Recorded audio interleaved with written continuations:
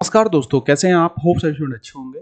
आज का ये वीडियो आपको बहुत महत्वपूर्ण जानकारी देने वाला है एमपीडीटी की काउंसलिंग के रिगार्डिंग। जैसे कि एमपीडीटी की जो काउंसलिंग होती है बीटेक में एडमिशन के लिए, बी फार्म में एडमिशन के लिए, या अगर हम बात करें एमबीए में एडमिशन के लिए, तो इसमें 3 राउंड होते हैं, first round, second round and CLC round.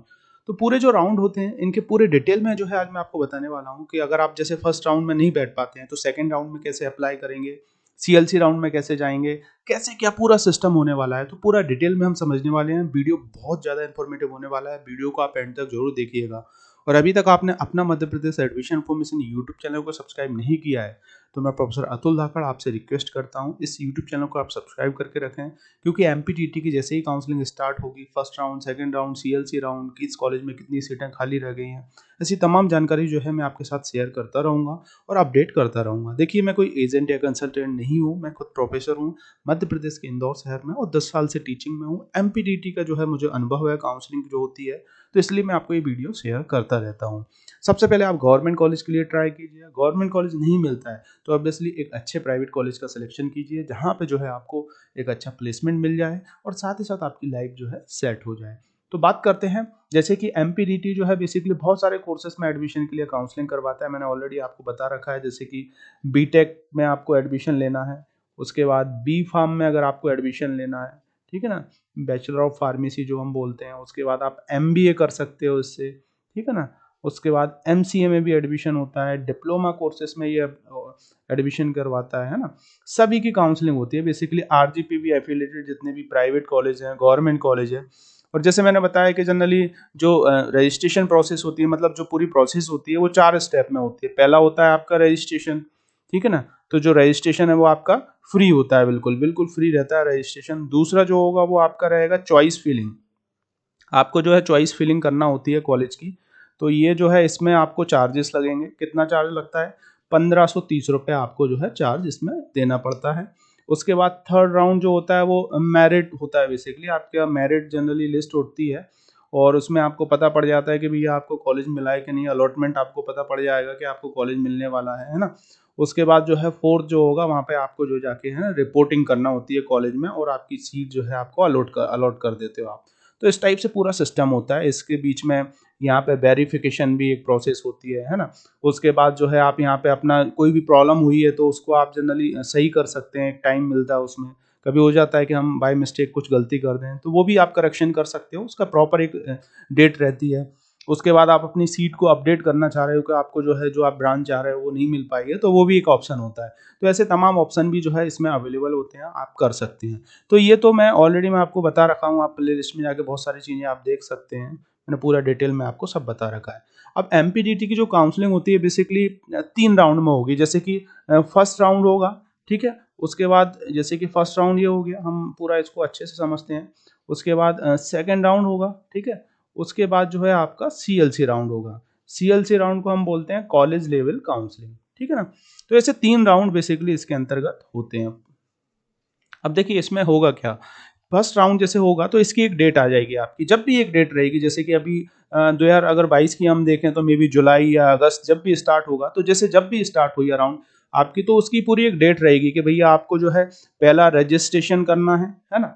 पहले रजिस्ट्रेशन करना है तो उसके लिए प्रॉपर एक डेट आएगी। जैसे कि आपका 25 जुलाई से आ गया है ना, तो 25 जुलाई से फर्स्ट राउंड में आपको जो है 2 अगस्त तक करना है, ऐसे डेट पूरी रहेगी, है ना। ये एक मैंने एक अनुमान आपको दे रखा है। तो इस टाइप से आप रजिस्ट्रेशन करेंगे, फ्री होगा। दूसरा फिर चॉइस फिलिंग की एक डेट रहेगी आपकी पूरी।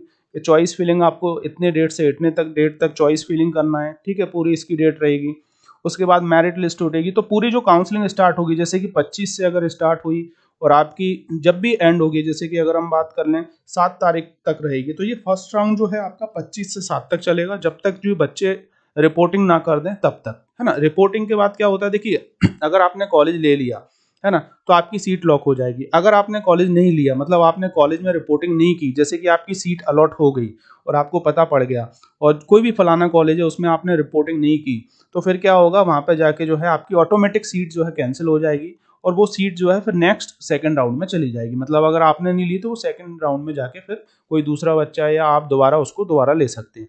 तो ऐसे स्टेटस रहता है। बहुत से बच्चे छोड़ते भी हैं। अब देखिए अगर आप कॉलेज में रजिस्ट्रेशन करवा रहे हैं, कॉलेज में जाके रजिस्ट्रेशन करवाना है, आपने डॉक्यूमेंट्स दे रखे हैं, सभी चीज़ें दे रखी हैं, तो वो खुद ही जो है अपने सिस्टम से जो है आपकी सीट को अलॉट कर देते हैं, है ना? तो वो अलग चीज़ होती है। ये मैं बात कर रहा हूँ जैसे कि गवर्नमेंट कॉलेज की हम बात कर रहे हैं और आप बाहर से अप्लाई कर रहे हो, तो उन बच्चों के लिए मैं जनरली ये सभी चीज़ें बता रहा हूँ। तो ये पूरा सिस्टम होता सबके लिए कॉमन ही है, लेकिन ये 2 तरीके से आप कर सकते हो। होप आप इस चीज़ को समझ पाए होंगे। तो आपको जैसे कि फाइनल अलॉटमेंट आ गया आपका, यहाँ पे आपको दिख गया कि आपको ये कॉलेज मिल गया और उस कॉलेज में अगर आपकी जैसे कि मैकेनिकल ब्रांच मिली, अब आपको मैकेनिकल ब्रांच समझ में नहीं आ रही है, तो आप वहाँ पे रिपोर्टिंग मत करो। रिपोर्टिंग आपने कॉल भी आ सकता है आपको कॉलेज से कि भैया आप रिपोर्टिंग कर रहे हैं कि नहीं, तो उनको बोल दो कि मुझे नहीं पसंद है, मैं रिपोर्टिंग नहीं करूँगा।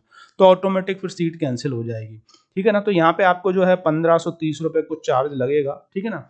तो यहाँ पे आप जैसे कि अगर बाहर से करेंगे, एमपी ऑनलाइन से भी आप करवा सकते हैं, और अगर आप जैसे जेईई वगैरह दे रखे हैं, गवर्नमेंट कॉलेज के लिए ट्राई कर रहे हैं, किसी अच्छे कॉलेज के लिए ट्राई कर रहे हैं, और अगर आपने जेईई वगैरह नहीं दे रखा है, तो आप जो कॉलेज होते हैं, है ना, जो प्राइवेट कॉलेज होते हैं, उनसे जाके आप वहाँ पे पैसा देके उनसे रजिस्ट्रेशन करा सकते हैं। ये एक सही प्रोसेस रहती है। अब जैसे कि आपको जैसे कि फर्स्ट राउंड में कोई कॉलेज नहीं मिला, गवर्नमेंट कॉलेज नहीं मिला, या आप जो चाह रहे हो वो कॉलेज नहीं मिला, बेसिकली देखिए ये उन्हीं स्टूडेंट्स के लिए है जनरली। अगर आप बाहर से काउंसलिंग कर रहे हैं, देखिए 2 तरीके से काउंसलिंग आप कर सकते हैं। एक तो आप जैसे कि खुद एमपी ऑनलाइन जो होता है ना, एमपी ऑनलाइन जो होता है, या घर से भी आप जो है कर सकते हो, अपने होम से भी कर सकते हो, लेकिन उसके लिए पूरा आपकी नॉलेज होना चाहिए कि कितना आपको वहाँ पे फोटो भी अपलोड करना होगा, आपको वहाँ पे जो है अपना जो मूल निवासी है जनरली वो भी आपको अपलोड करना होगा, तो वो उसके लिए प्रॉपर जो है आपको मालूम होना चाहिए। या फिर आप एमपी ऑनलाइन या साइबर कैफे से करवा सकते हैं।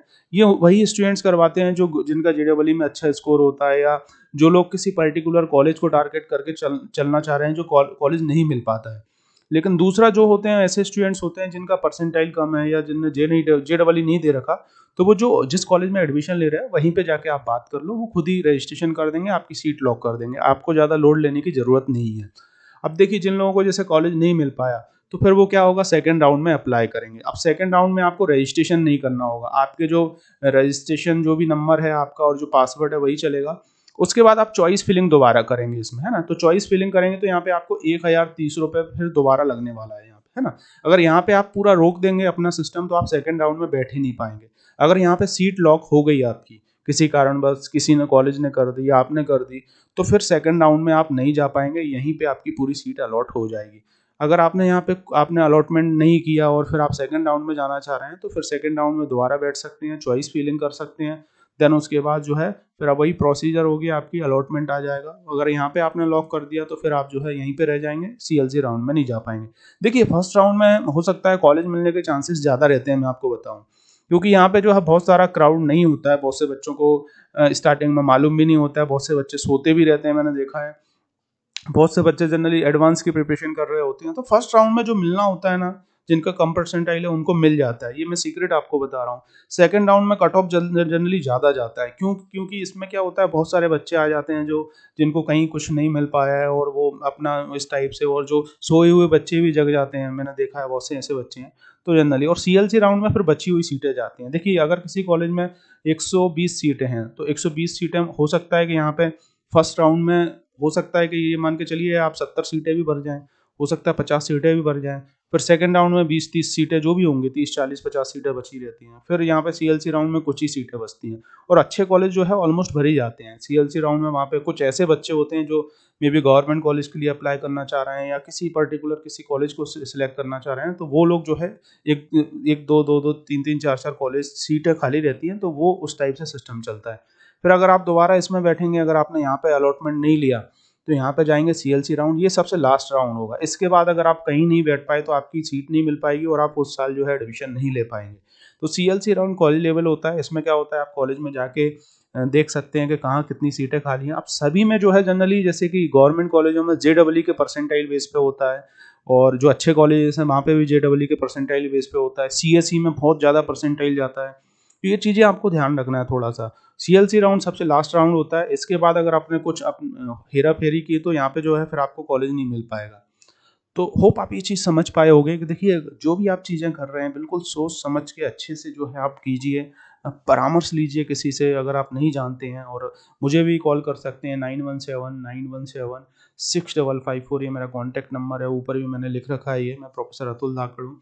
मुझे सिर्फ देखिए इसलिए कॉल लगाइए कि अगर आपको कहीं कुछ कॉलेज नहीं मिल पाता है, प्राइवेट कॉलेज आपको सेलेक्ट करना है, इस चीज़ के लिए आप फ़ोन लगा सकते हैं। किसी वैसी चीज़ के लिए फ़ोन नहीं लगाइए, छोटी-छोटी चीज़ों के लिए। तो होप आप इस चीज़ को समझ पाए होंगे कि जो फर्स्ट राउंड है, सेकंड राउंड है, सीएलसी राउंड है, ये तीनों राउंड जो है बहुत इंपॉर्टेंट राउंड होते हैं।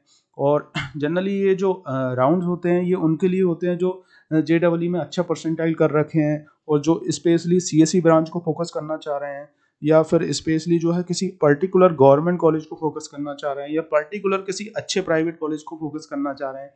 वो बच्चे बाहर से एमपीडीटी की जो काउंसलिंग है उसको जो है साइबर कैफे से, एमपी ऑनलाइन से, या खुद घर से भी जो है अप्लाई कर सकते हैं। लेकिन ऐसे स्टूडेंट जिन लोगों ने जेईई नहीं दे रखा है और जिनका परसेंटाइल बहुत लो परसेंटाइल है, तो मैं आपसे एक ही कहना चाहूँगा, एक ही चीज़, कि आप जो है कॉलेज में जाके जहाँ भी आप एडमिशन लेना चाह रहे हैं वहाँ विजिट करके देखिए, वहाँ फाइल बनवा लीजिए और वहाँ एडमिशन ले लीजिए। वही जो है आपकी पूरी प्रोसीजर कर देंगे, आपको लोड लेने की ज़रूरत नहीं है।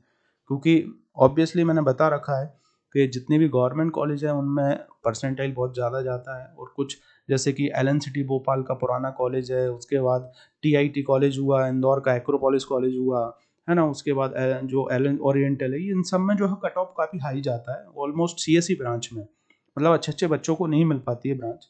तो इसलिए मैं आपसे कहना चाहूँगा, कोर सीएसई ब्रांच में ही बहुत ज़्यादा स्कोप है अभी। जो अदर ब्रांचें हैं उनमें थोड़ा सा दिक्कत होती है बच्चों को। बाकी आपका इंटरेस्ट है, आप किस कॉलेज में और किस ब्रांच में जाना चाह रहे हैं, सोच समझ के जो है सिलेक्शन कीजिए। हाँ, अगर आप जैसे मध्य प्रदेश के इंदौर शहर में कॉलेज सर्च कर रहे हैं कि सर मुझे एक अच्छा कॉलेज मिल जाए जो कि आपको स्कॉलरशिप भी आपकी माइनस कर दे, जिसका प्लेसमेंट भी अच्छा हो, काफ़ी पुराना कॉलेज हो, और आपको कहीं कुछ नहीं मिल पाता है, तो आप मुझे कॉल कीजिएगा, मैं आपको सजेस्ट ज़रूर करूँगा अगर सीट खाली होती है तो। Thank you for watching this video.